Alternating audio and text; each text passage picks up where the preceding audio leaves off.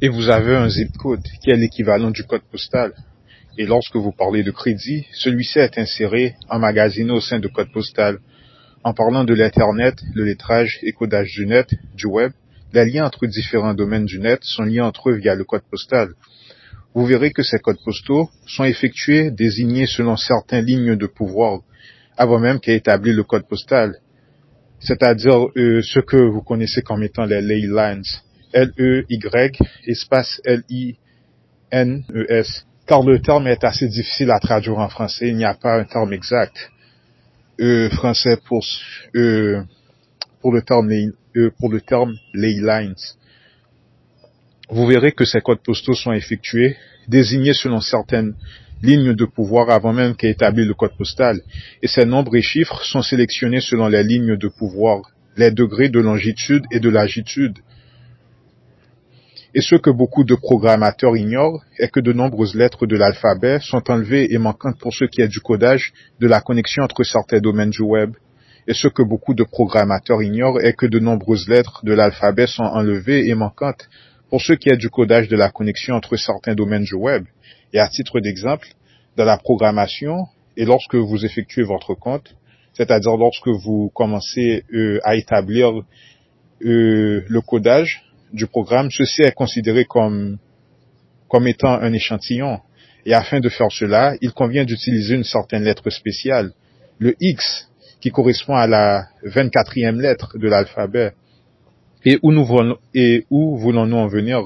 Selon les codes de commerce uniforme, UCC, et dans votre échantillon, celui-ci doit être recouvert et capturé en tapant dans votre ordinateur au sein du code postal chaque fois que vous arrivez à la 24e touche, à la lettre 24, même si ce n'est pas la lettre X, cela est calculé comme du crédit à la lettre 24 qui correspond au X comme une forme d'échantillon emmagasiné comme du crédit, car les personnes qui ont désigné la matrice l'ont désigné ainsi, et voilà pourquoi lorsque vous essayez de résoudre des trucs mathématiques, autre chose, à chaque fois qu'il y a un mystère, vous mettez la lettre X, et voilà donc l'origine de ce concept. Voilà pourquoi le X est si mystérieux.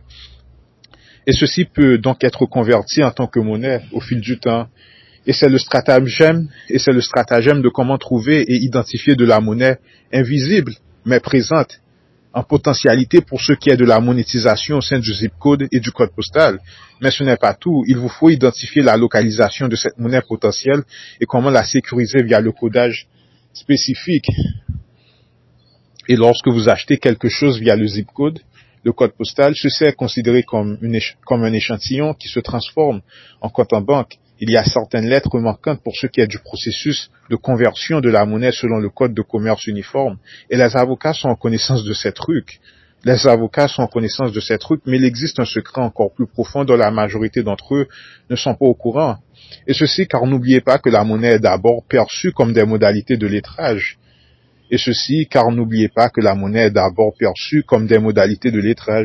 Et pourquoi ceci? Car c'est en fait le processus qu'appliquent les banques centrales afin de procéder à l'imprimerie de la monnaie. Ils vont revenir à une version de modalité de l'alphabet plus ancienne pour ce qui est du codage de code postal. Et voilà mon point. Dans le zip code, au sein de l'échantillon, ceci correspond à un compte en banque et du crédit se trouve donc enfermé dans ces codes postaux. Donc lorsque vous parlez de coupons, les rabais, la distribution de produits avant leurs expirations, donc lorsque vous parlez de coupons, les rabais, l'origine de ces trucs, de la distribution de produits avant leurs expirations, cela vient du fait qu'ils doivent se débarrasser de crédits extra et faire quelque chose avec.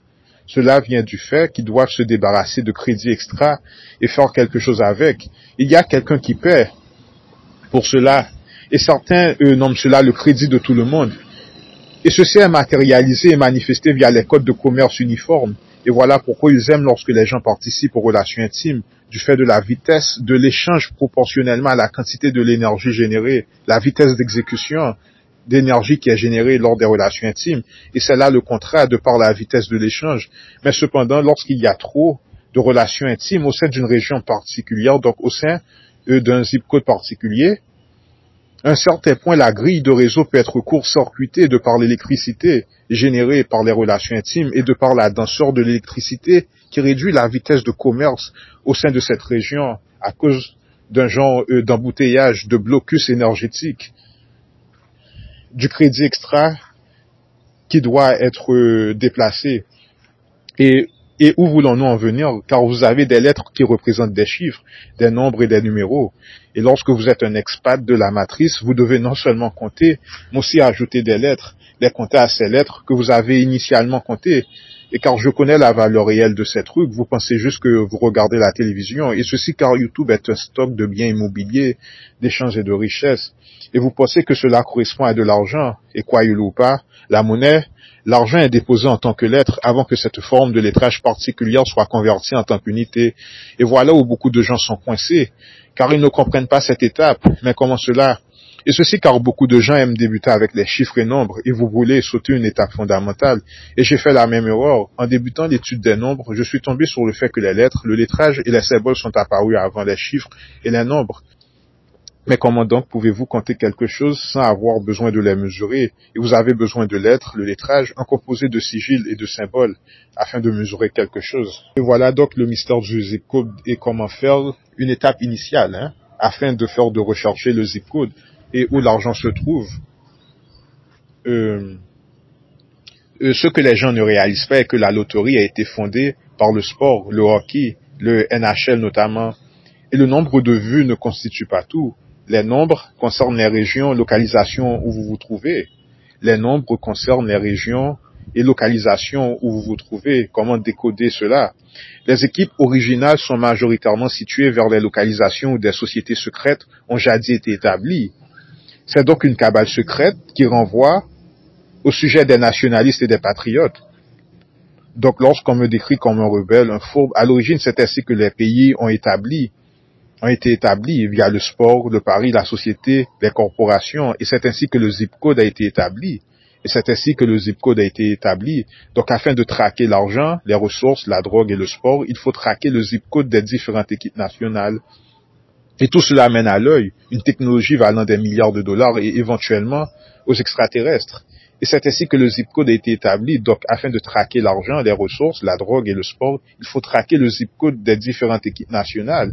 Et tout cela mène à l'œil une technologie valant des milliards de dollars et éventuellement aux extraterrestres.